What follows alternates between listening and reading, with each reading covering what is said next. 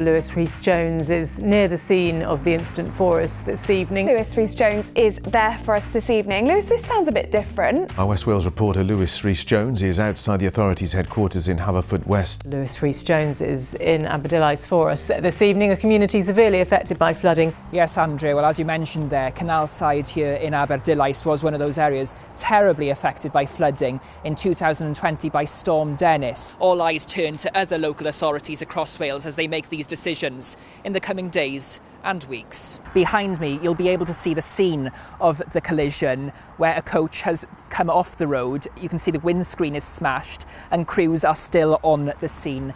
It's nearly 19 years since James disappeared. Do you still hope and like to think that you'll one day get an answer to his disappearance? Until someone tells us different, James is out there somewhere. No, we can't. We carry on, because choice, there isn't choice, it's just the way it is, and you can't change it. Yeah, and it's sad to think what he's missing. We would like to know, is James with us, or isn't he? It's got to be made easier to take apprentices on, and the money that comes from the government, it's got to go to the boys who's taken these apprentices on.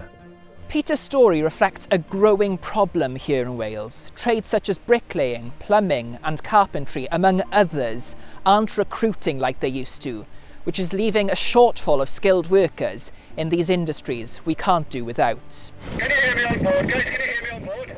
If one of us in our RNLI career goes to sea 1,000 times and we save one life, you can replicate that. You can make up bringing somebody home to their family. I mean, that's such a gift, really.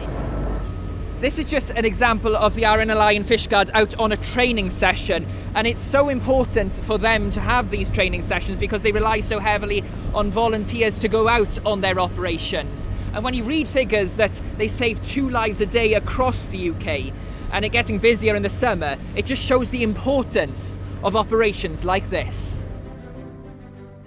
Resources like the peace petition are being digitally scanned so they can be easily accessed by anyone online, as well as in this building.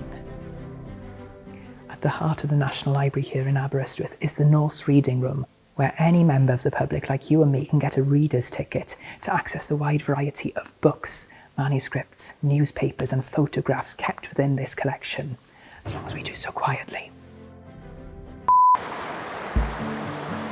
That moved!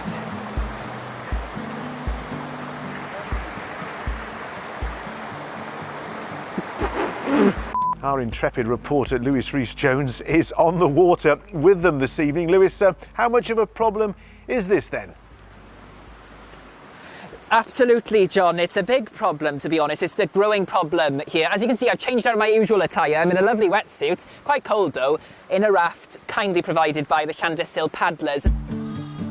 At the end of April, we will start our Blossom campaign where the walled gardens will be blooming with gorgeous flowers. That's gorgeous. And thanks very much for your time, Olivia. Well, Carl, I have to say, I want to take this one home with me, but I'm not allowed to. I was about to say, put it back, you're not allowed it. You've got a couple of brushes there, a couple of colours, and give it a go. Well, thanks very much, Claire, for your time. I can't say my tree looks like that one, but we'll try and finish it off nicely. Well, Katie, I can keep this one for you. I'll keep it as a Christmas present if you like. Well, Lewis, live reporting and painting. You might not be Picasso, but you're certainly a multitasker. Thanks very much.